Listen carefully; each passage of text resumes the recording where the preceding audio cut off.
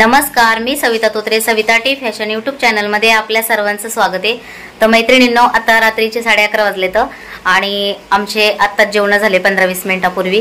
तर म्हटलं चला छोटासा व्हिडिओ शेअर करते तुमच्यासोबत, कारण झाले असं की तुम्हाला जसं माहिती आहे की आता लग्न सराई चालू आहे, तर लग्नाचे ब्लाऊज भरपूर येतं घेतलेले आणि माझं काम आहे ते कंटिन्यू डे नाईट चाललंय आणि मी जेवढं मला शक्य होईल तेवढे मी व्हिडिओ बनवते काम करता करता।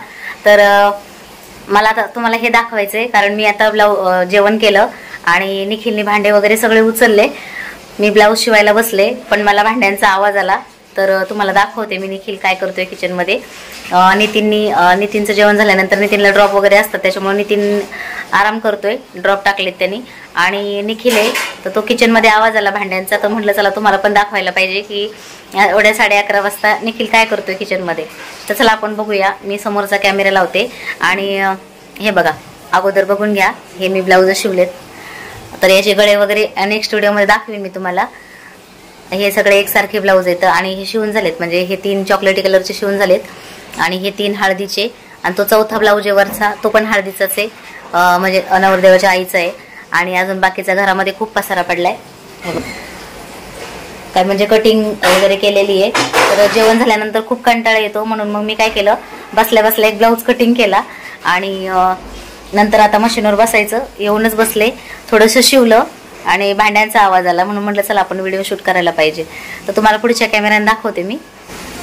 तर हे बघा, हा ब्लाऊज मी स्टिच करायला घेतला आणि बघा भांड्यांचा खूप जोरात आवाज येतोय। हे ब्लाऊज शिवून झाले तर, आणि खाली पसारा तुम्ही बघू शकता, हे बघा हा सगळा राडा पसारा, आणि हा ब्लाऊज मी आत्ता कटिंग केलाय जेवल्यानंतर, आणि हे बाकीचे कट करायचे राहिले, तर इथं काही कटिंग करून ठेवलेले आहेत, इकडे काही कटिंग करून ठेवलेले आहेत। आणि झाले असं की ते पण सांगते तुम्हाला, अगोदर मी तुम्हाला निखिल दाखवते काय करतोय ते। हे बघा, इकडे जाळीत भांडे येतं एवढे, हे त्यांनी अगोदरच घासले होते जेवणाच्या अगोदर, आता इकडे सगळी त्यांनी साफ करून ठेवली आहे। आणि इकडं बघा, हे सगळे भांडे त्यांनी आता घासलेत, इकडं भांडे घासायचं काम चालू आहे। आणि मला बोलला पण नाही, मम्मी मी भांडे घासू का, घरात खूप पसारा पडलाय, राडा पडलाय, कारण सकाळच्या स्वयंपाकापासून, नाश्त्यापासून, जेवणापासून, दुपारचं जेवणाचे, आता रात्रीच्या स्वयंपाकाचे, रात्रीच्या जेवणाचे, असे हे मिळून एवढे भांडे सगळे साचलेले आहेत। नमस्कार, सविता टी भांडे धुण्यामध्ये आपलं स्वागत आहे। आज आपण शिकणार आहोत भांडे कसे धुवायचे। म्हणजे तुम्हाला मदत करू त्याबद्दल धन्यवाद, कारण त्याला माहिती आहे सकाळी उठल्यानंतर आता मम्मी रात्रभर नाईट करणार, तर मम्मी भांडे कधी घासणार आणि मग सकाळी जेवणाला नाश्त्याला भांडे कसे राहणार, म्हणून काळजी वाटली। घरात नसल्यामुळे मला माहित नव्हतं किती त्रास होतो काय, फक्त आईच्या येऊन भांड्याचा ढीग लावून खाऊन पिऊन झोपायचं, आता कळतं भांडे घासलं किती त्रास होतो काय नाही। पहिले असं वाटायचं बाईंचे काय आपले काम नाहीत, पण असं नाही, त्यांची जागा घेतल्यावर कळतं काय त्रास येतो है ना। म्हणजे तुला केलं पाहिजे, पण मला असं वाटतं जेवल्यानंतर लगेच भांडे धुवून ठेवले तर एवढं ढेग नाही होणार आणि त्रास नाही होणार, आपण आपले काम छोट्या असताना पूर्ण केले तर बरं होईल, म्हणजे एवढा पसारा वाढणार नाही, नंतर कंबर जातं, कारण पुन्हा काही ना काही लागत। म्हणजे केल्यानंतर कळतं। मग आता काही जण व्हिडिओ बघून काही मुलं म्हणते पण हा काय बायकांसारखे भांडे घासतो, मम्मीला मदत करतो, तर त्यांच्या म्हणण्याने थोडे आमचे भांडे धुवून होणार आहेत, बरोबर ना, त्रास थोडी कमी होणार आहे। म्हणजे तुला एवढं समजलं खूप आहे माझ्यासाठी, आणि तो मला अशी हेल्प करतोय ना, खूप भारी वाटतंय, सांगू शकत नाही, माझा आनंद आहे ना तो गगनात मावत नाही। आणि हा मला वाटलं ड्रॉप टाकलाय का नाही त्याने, ड्रॉप नव्हता टाकला, खाली गेला होता तोच असेल मग, अरे हा नाहीये घरात, खाली गेला होता वाटतं जेवल्यानंतर। तर हे बघा, हे साहेब आमचे खाली गेले होते जेवण केल्यानंतर राऊंड मारायला, है ना, पार्किंग मध्ये गेलता। कसं वाटते, तब्येत कशी तुझी आता? बरं वाटतंय, सूज वगैरे कमी झाली, गेली ना, हा म्हणजे आता तू खाली हा बोलवलंय, हो का, शिक्षणाचा तो बोलला ना, तो काय करतोय, हा त्याला बोलवलंय। बरं बरं, जा तो भांडे घासतोय, ते दाखवलं काय नाही बाबा, ते नाही दाखवलं, काय नाही, काय नाही दाखवलं, नको नको सगळे दाखवतो, नाही खाली बोललो तुला, हा त्याला घरी बोलवलं नाही रे तू येणार तू अरे तो नाही येणार घरी. 2 मिनिटं त्यांनी 7 दिवस सुट्टी टाकली तू चाललाय फिरायला डायरेक्ट कंपनीतर्फे आता येणार नाही म्हणून तो बोलतोय 2 मिनिटं जबरदस्ती घरी कसं येईल? कळू देणार बोलव त्याला घरी बोलव. अरे नाही येणार तो. येई फोर्स कर थोडे. तू खाली मम्मी बोलते ये म्हणा नको इथं बोलव. अरे कधी आला नाही तो किती दिवस झाले आपल्या इथं जवळ राहून पण कधी आला नाही. खालच्या खालीच बघतो ना एकदा ये म्हणा आमच्या घर बघाय बोलवले म्हणा स्वतःच ते ये. मला नाही वाटत रे तो येईल म्हणून. नाही येणार कारण तो खूप लाजळू नाही यायचं. असू दे जा तू ये जाऊन राहू दे तुझे भांडे नंतर हे करू. हा मी तोपर्यंत माझं काम करते बाबा. आणि नितीन आता व्हिडिओ काढू शकतो ना तू. आता बरं वाटतं ना जरा. आता उद्या रील्स बिल बनवून जाणार. हा ना कारण तू मला म्हणतो की तू व्हिडिओ बनव मम्मी. माझं मला शूट नाही करता येत व्हिडिओ आणि मी काम करता करता माझा व्हिडिओ मी कसा बनवणार.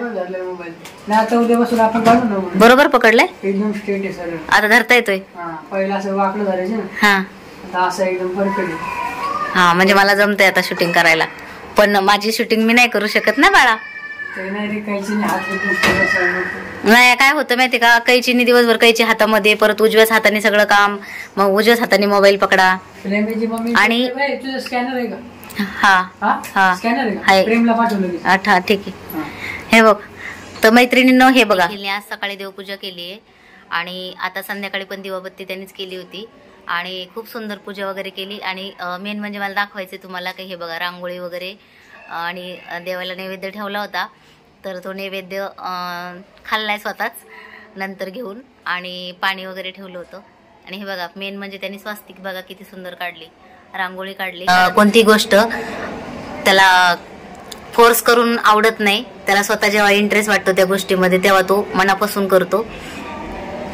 आणि हे स्टँड आहे म्हणजे हे जे खालचा आहे हा तो अगोदर इकडं होता ह्या साईडला तर आम्ही तो ह्या साईडला लावला. तर हा मंदिर भिंतीवरती होता तर मंदिर इथं खाली घेतलंय कारण छान वाटतंय म्हणजे असं खाली ठेवल्यानंतर सुंदर वाटतंय. थोडी रांगोळ काढायला पण पुढे जागा झाली तर मला हे दाखवायचं होतं. आणि घरात पसारा बघा आता तो ब्लाऊज शिवते मी. हा झालाय अर्धा शिवून. बाही जॉईंट करायची राहिली आहे आणि फिटिंग करायची राहिली आहे. बाकी रेडी झालाय ब्लाऊज. आणि कोणत्या ब्लाऊजचे कसे गळे शिवलेत ते नेक्स्ट व्हिडिओमध्ये दाखवीन मी कारण तोपर्यंत बाकीचे पण ब्लाऊज शिवून होतील. आणि आज पण मला नाईट करायची आहे. तर आता नितीन आणि निखिल दोघंजण गेले खाली. हे बघा लेण्यातून गेले ते दोघंजण. आणि तुम्हाला आमच्या शेजारी दाखवते. हे बघा इकडे हे 2 शेजारी येतं. इकडे एक शेजारी आहेत. त्या कोपऱ्यामध्ये 2 शेजारी आहेत. ह्या कोपऱ्यामध्ये 2 शेजारी. असे एका फ्लोअरवर 7 रूम आहेत. म्हणजे आम्ही ज्या फ्लोअरवर राहतो तर आमच्या बिल्डिंगमध्ये एका फ्लोअरवरती 7 रूम आहेत. म्हणजे बऱ्याच ताईंच्या कमेंट येतात. आणि ही आमची बाल्कनी म्हणजेच आमची गॅलरी. तर आम्ही आकाश कंदील दिवाळीमध्ये लावले होते ते काढले पण नाहीत अजून तसेच येतं. तुमच्यासोबत सगळे व्हिडिओ शेअर करीन जसा मला वेळ मिळेल तसा एक व्हिडिओ मी बनवतेच. बऱ्याच ताईंची कमेंट आहे की फुगाबाई कशी कटिंग करायची, पेपर कटिंग कशी करायची, स्टिचिंग कशी करायची. बऱ्याच ताईंच्या कमेंट आहेत की ब्लाऊज कटिंग स्टिचिंग दाखवा. काही ताईंच्या कमेंट आहेत की ताई पेपर कटिंग कशी करायची. काही ताईंची कमेंट आहे की ताई कटोरी कशी वाढवायची. तर मी सगळे व्हिडिओ इथून मागं पण अपलोड केलेले आहेत. अजून पण इथून पुढं बनवीन. टेन्शन घेऊ नका. आणि साध्या सिंपल डिझाईनचे पण म्हणजे मागणं आहे ताईंचं बऱ्याच की साधी सिंपल डिझाईन दाखवत जा. तर हो